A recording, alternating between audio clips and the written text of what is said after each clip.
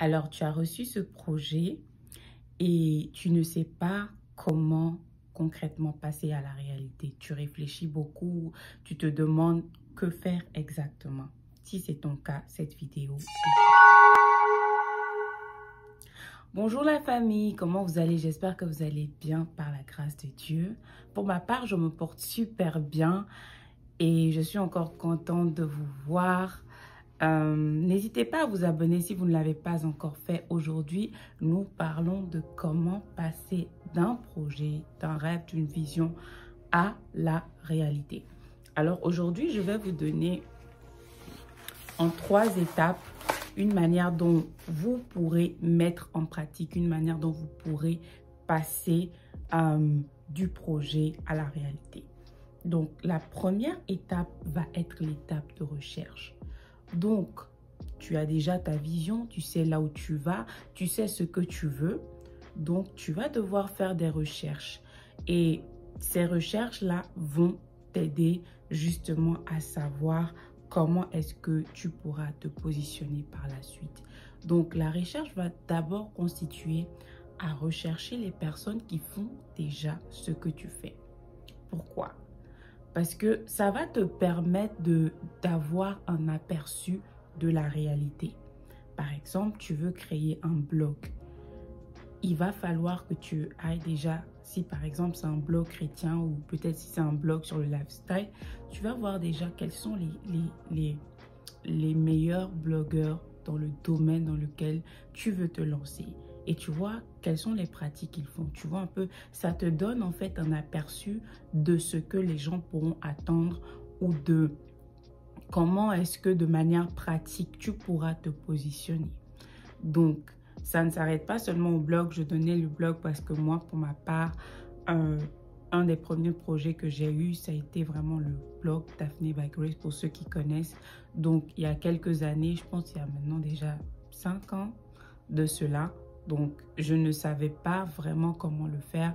Et les conseils que je vous donne maintenant, ce sont des conseils que j'ai appliqués moi-même et qui m'ont permis en fait de pouvoir mettre en place ce blog. Donc, vous recherchez par rapport à votre domaine. Donc, aujourd'hui, il y a plusieurs moteurs plusieurs moteurs de recherche. Il y a aussi les réseaux sociaux. Dans tout ce que vous faites, vous avez toujours des moyens en fait de voir ce que les autres font déjà. Et je précise bien qu'il ne s'agit pas de copier en fait, il s'agit d'avoir une idée de la réalité. Donc tu peux aller sur Facebook, sur Instagram, sur YouTube, sur Google et tu essaies de chercher les top personnes, les personnes qui sont en haut de la liste et tu essaies de voir un peu comment est-ce que les choses. Donc ça c'est la recherche par rapport aux personnes, par rapport au blog en question. Maintenant, tu auras d'autres recherches. Par exemple, si c'est une entreprise que tu veux créer, tu devras faire des recherches par rapport aux choses légales que tu dois faire. Par exemple, s'il y a des procédures administratives que tu dois faire, donc tu vas tout simplement chercher comment créer son entreprise sur Google et Google va te montrer en fait les différentes étapes dépendamment de là où tu te trouves. Donc, à chaque, tu vas justement chercher en fait quels sont les éléments constitutifs dont tu as besoin exactement. Tu vas prendre chaque élément un à un et tu vas faire les recherches. Donc moi j'ai donné l'exemple d'un blog par exemple. Tu peux avoir les personnes, enfin tu peux avoir un modèle de personnes, comment est-ce qu'ils font les choses et maintenant tu vas voir, quand tu vas voir ce qu'ils font par exemple, si ces personnes ont des sites web, après tu vas chercher ok, comment est-ce que je crée mon site web ou comment est-ce que je peux contacter quelqu'un pour créer mon site web, tu vois. Donc, il va falloir étape tout ce dont tu as besoin. Tu as besoin de rechercher et ça va être justement la première étape. Maintenant que tu sais ce que tu dois faire parce que tu as fait des recherches, la prochaine étape va être ok, tu as les éléments, mais c'est encore, disons, c'est encore vague. Donc, il va falloir passer à l'action. Et le pont entre justement ces recherches et la réalité, ça va justement être le plan. Donc, il va falloir que tu dis, ok, j'ai trouvé les différentes étapes, les différentes choses que je dois faire.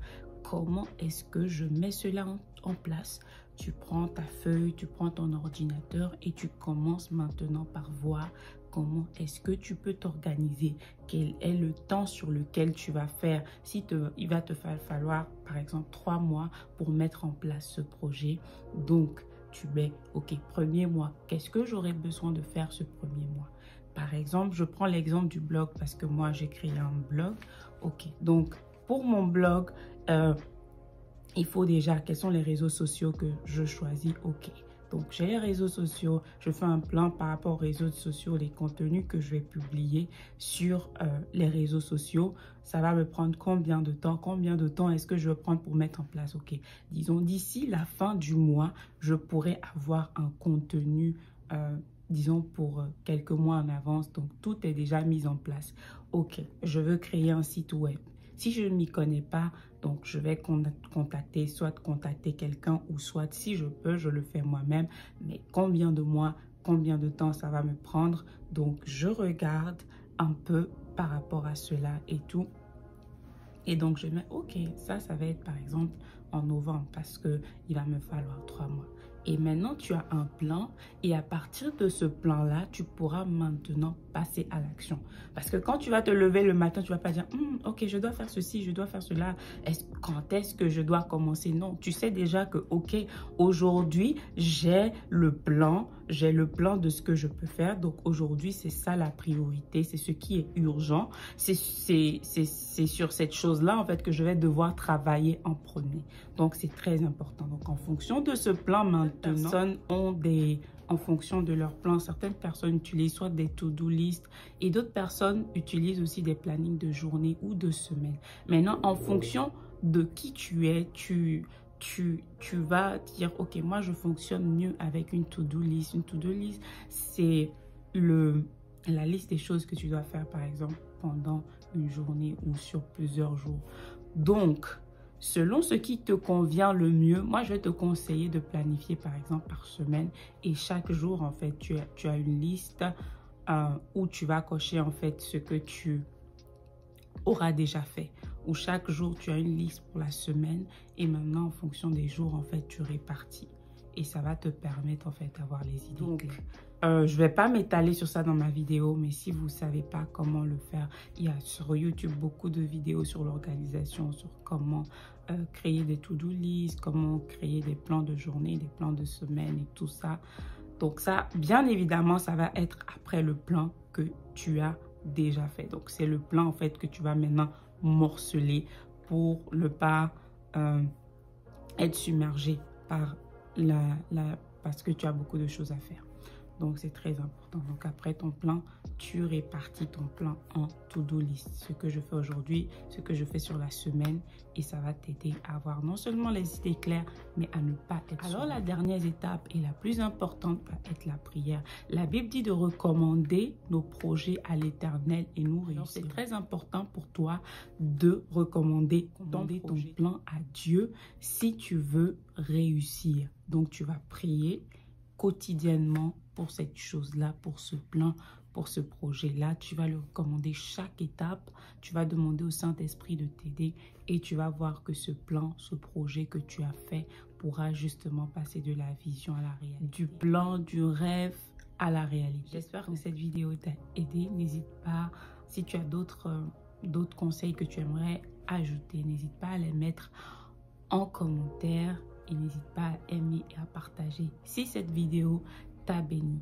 On se retrouve la prochaine fois pour une autre vidéo. Demeure béni.